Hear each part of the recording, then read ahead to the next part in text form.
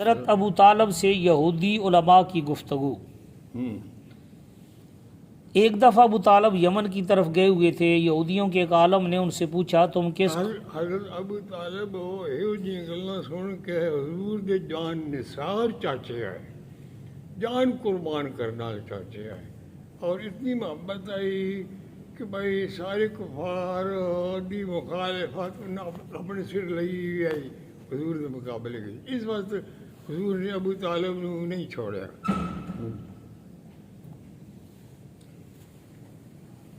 یہودیوں کے ایک عالم نے ان سے پوچھا تم کس قوم سے تعلق رکھتے ہو؟ انہوں نے کہا قریش سے۔ پھر پوچھا کس قبیلے سے؟ انہوں نے جواب دیا قبیلہ بنو ہاشم سے۔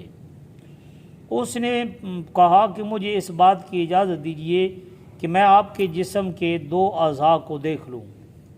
انہوں نے کہا ہاں تو دیکھ لے، مگر شرط یہ ہے کہ وہ سطر نہ ہو۔ ستر پردہ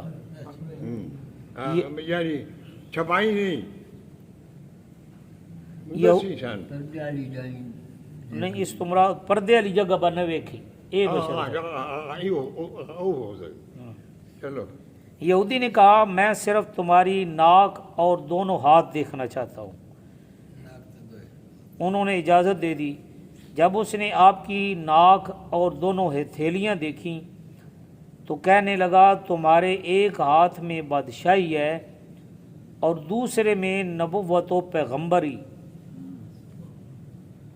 مگر یہ چیزیں اس وقت تک پائے تکمیل کو نہیں پہنچ سکتی جب تک تم بنی زہرہ میں عروسی نہ کرو، شادی۔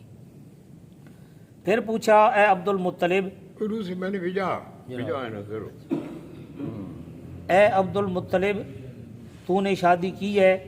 انہوں نے کہا نہیں۔ یہودی نے کہا جاؤ اور بنی زہرہ میں شادی کرو۔ عبد المطلب یمن سے واپس آئے تو حالہ بنت احیب جو بنی زہرہ سے تھیں رشتہ ازدواج قائم کیا۔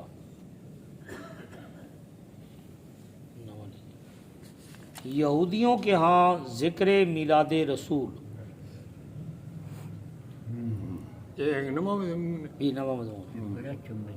خارجہ بن عبداللہ بن کعب بن مالک نے اپنے والد سے روایت کی ہے کہ ہماری قوم کے چند بزرگوں نے بیان کیا کہ ہم مکہ مکرمہ میں بغرض عمرہ جا رہے تھے کہ ایک یہودی تجارت کے بہانے ہمارے ساتھ ہو لیا۔ جب ہم مکہ پہنچے تو اس یہودی نے عبد المطلب کو دیکھ کر کہا کہ ہم نے اپنی کتابوں میں جن میں تبدل و تغیر کا شائبہ تک نہیں یہ چیز لکھی ہے کہ اس شخص کی نسل سے ایک پیغمبر پیدا ہوگا جو خود اور اس کی قوم ہمیں قوم عاد کی طرح قتل کرے گی۔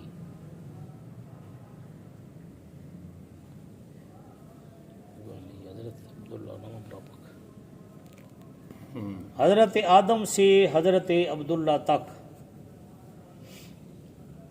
چونکہ آدم علیہ السلام انسان اول تھے اور تمام افراد جو آپ کی اولاد تھے آپ کی صلب میں ذرات کی صورت میں مجموعی طور پر مندرج تھے۔ ان ذرات میں سے جو حصہ جناب محمد مصطفیٰ صلی اللہ علیہ وسلم کے جسم انصری کا تھا وہ ایک نور عظیم کی شکل میں حضرت آدم کی پیشانی میں چمکتا تھا۔ پھر وہ صلب آدم سے حضرت حوا علیہ السلام کے رحم میں منتقل ہوا، وہاں سے پھر شیس علیہ السلام کی صلب میں، اور اسی طرح پاک و مقدس لوگوں کے اصلاب سے نیک و پارسا بیبیوں کے رحام میں منتقل ہوتا رہا۔ بن عبد المطلب تک نوبت پہنچی جب وہ جزو نسلی ان کی صلب میں ودیت ہو گیا اور اس نور نے ان کی پیشانی سے چمکنا شروع کیا تو آپ اتنے حسین و جمیل نظر آنے لگے کہ قریش کی تمام عورتیں آپ پر فریفتہ و شیفتہ ہو گئیں اور شادی کی درخواست کرنے لگیں، لیکن وہ دولت حضرت آمنہ بنت وہب بن عبد المناف کو نصیب ہوئی جن کا ذکر آگے انشاءاللہ آئے گا۔ کہتے ہیں کہ شام میں یہودیوں کے پاس سفید صوف کا بنا حضرت یحییٰ بن زکریا علیہ السلام کا خون آلود جبہ تھا، جس کے متعلق انہوں نے اپنی کتابوں میں پڑھ رکھا تھا کہ اس میں سے قطرہ خون گرتا رہے گا، اور جب سفید ہو جائے گا تو اس وقت حضرت عبداللہ بن عبد المطلب جو جناب محمد الرسول اللہ کے والد ہوں گے کی ولادت ہوگی۔ جب وہ علامت ظاہر ہوئی تو ان کو تحقیق کی روح سے حضرت عبداللہ کی ولادت کا علم ہو گیا۔ ابھی یہ چند علامات ہی ظاہر ہوئی تھیں کہ قریش کی ایک جماعت تجارت کی غرض سے شام میں گئی۔